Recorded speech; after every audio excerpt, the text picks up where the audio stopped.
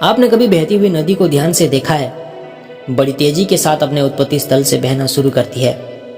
शुरुआत से ही उसका लक्ष्य अपनी मंजिल यानी सागर को प्राप्त करना होता है। रास्ते में हजारों बाधाएं आने पर भी वो लगातार बहती रहती है। भले ही कुछ जगहों पर उसकी रफ्तार कम हो जाए, लेकिन रुकती कभी नहीं है।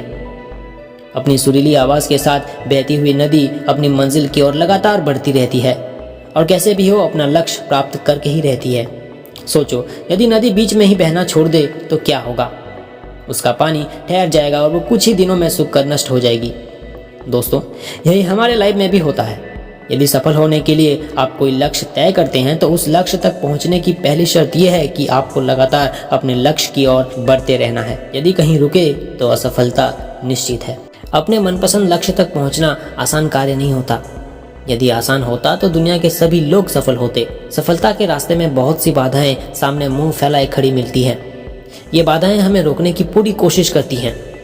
जो लोग मन से कमजोर होते हैं, जिनका कॉन्फिडेंस लेवल बहुत कम होता है, वो इन परेशानियों के आगे झुक जाते हैं और असफलता को स्वीकार कर लेते हैं और बाद में अपने भाग्य को कोसते हैं। ध्यान रखिए, लक्ष्य तक पहुंचने के लिए लगातार चलते रहना ही पहली शर्त है।